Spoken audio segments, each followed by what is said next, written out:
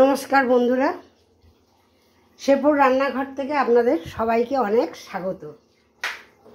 আজকে আপনাদের স্বাগত জানিয়ে আমি একটি মিষ্টি তৈরি করছি, গাজরের রসমালাই।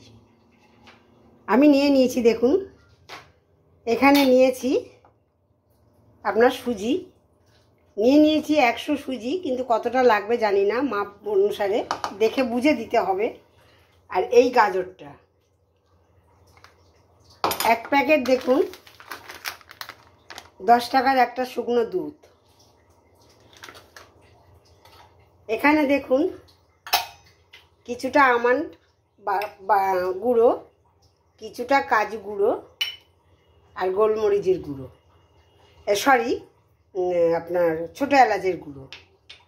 এই কটা উপকরণ দিয়ে আপনাদের একটা দুর্দান্ত স্বাদের মিষ্টি করে আমি দেখাচ্ছি। আমি এটা নিয়েছি কেন, আমি এই মোটা সুজি হলে একটু মিক্সিতে যদি গুঁড়িয়ে নেওয়া যায় তাহলে খুব সুন্দর হয়। দানা সুজি হলেই একটু গুঁড়িয়ে নেবেন। আমি একটু গুঁড়িয়ে রেডি করে নিয়ে তারপর আপনাদের দেখাচ্ছি।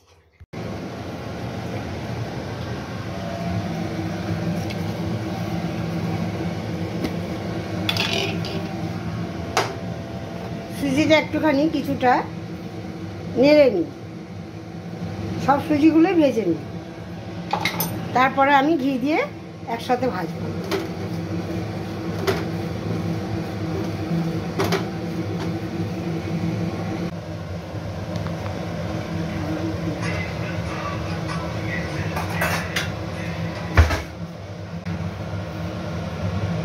দেখুন অনেকটাই দুধ লেগেছে প্রায়। এবারে দিয়ে দিলাম আমন্ড গুঁড়োগুলো, এবার দিয়ে দিলাম কাজুগুলো,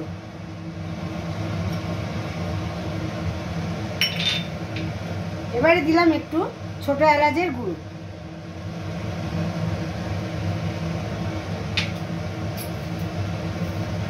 এবারে দিলাম চিনি,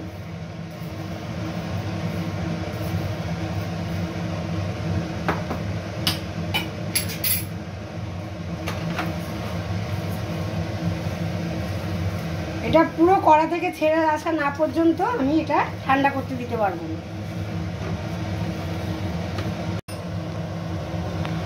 এটা দেখুন কড়া থেকে ছেড়ে এসেছে।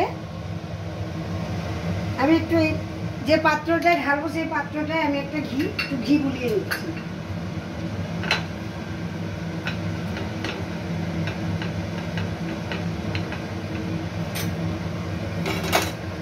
এবারে আমি একটু ঠান্ডা হতে দেবো।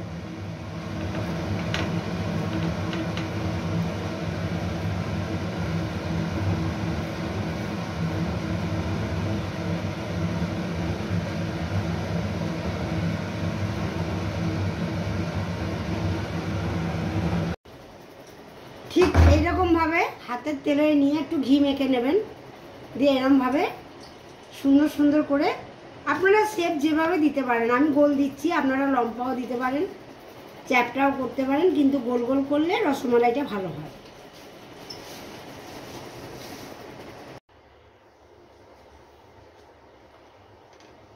এই যে দুধটা আমি বসিয়ে দিলাম, হ্যাঁ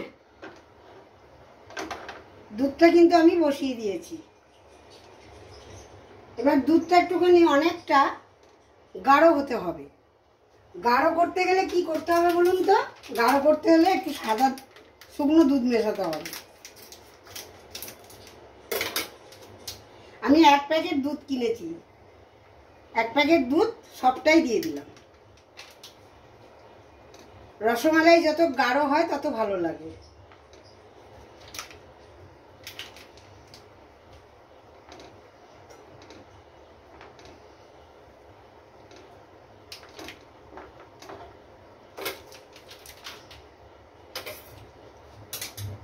দেখুন এবার দিয়ে দিলাম একটু গোলমরিচের, সরি আমার খালি মুখে গোলমরিচই আসে, ছোট এলাচের গুঁড়ো,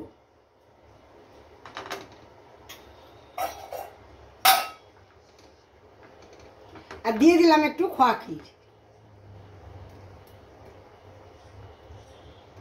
এবারে আঁচটাকে সিমে রেখে আমাকে এটা অনেকটা ঘন করে নিয়ে আসতে হবে। তারপরে আমি যে গাজরের বলগুলো বানিয়ে রেখেছি ওই বলগুলো আমি ওর মধ্যে দিয়ে আমাকে বেশিক্ষণ রাখা চলবে না, অল্প দিয়েই রেখে দিতে হবে। এটা আস্তে আস্তে হোক।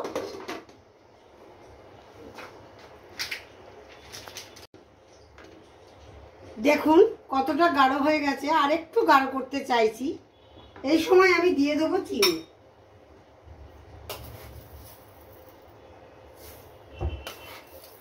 আমি গুড় দিয়ে করব ভেবেছিলাম, কিন্তু গুড় দিচ্ছি না কেন, একটু গরম, ভালোই গরম পড়ে গেছে, সেই জন্য আমি গুড় দিয়ে করলাম না। নাহলে আমার ইচ্ছা ছিল আমি ঝোলা গুড় দিয়ে করব।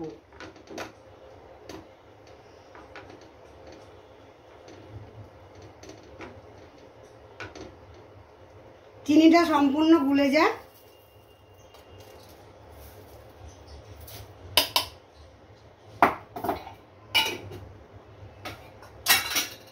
সম্পূর্ণ গুলে যাক চিনিটা, তারপরে একটু গাঢ় হয়ে আসলে আমি গাজরের বলগুলো দিয়ে দেব।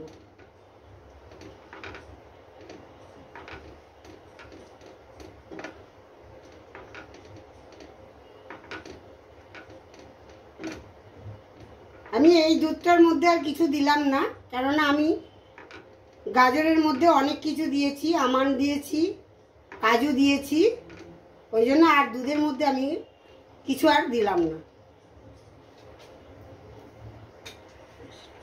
দেখুন অনেকটা গাঢ় হয়ে গেছে। এবার আমি আস্তে আস্তে বলগুলো ছেড়ে দিচ্ছি।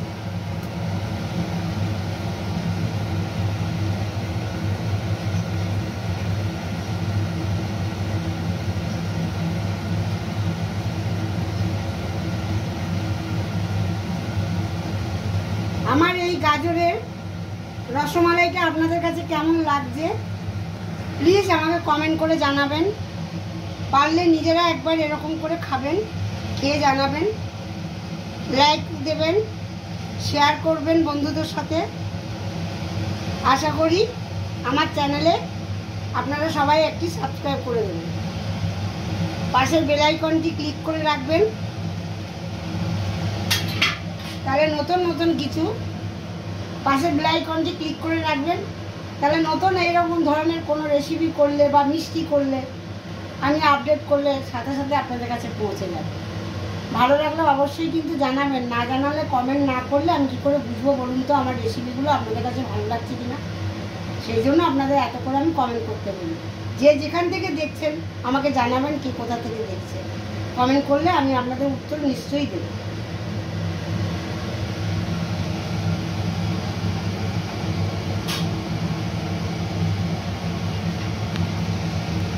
সুন্দর কালো গোলাপ জামুন লাগছে না?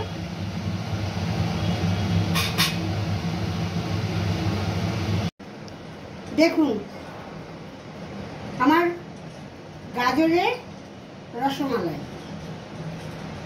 সব থেকে বড় জিনিস কি বলুন তো, আপনাদের বলে দিই একটা কথা, যখন আপনারা লাস্টে এটা দেবেন, দিয়ে কিন্তু বেশিক্ষণ রাখবেন না, দিয়ে একটুখানি ফুললে পরেই ঢেলে দেবেন, নাহলে গাজর আর সুজি আছে তো ভেঙে যেতে পারে। দেখুন আমার 2-1টা ভেঙে গেছে, কিন্তু দিয়েই সাথে সাথে নামিয়ে দিতে হবে, তাহলে দেখবেন ফুলেও উঠবে আর আপনার খুব সুস্বাদু খেতে। একবার আমার রিকোয়েস্ট রইল করে খেয়ে দেখবেন, খুব সুস্বাদু। ধন্যবাদ।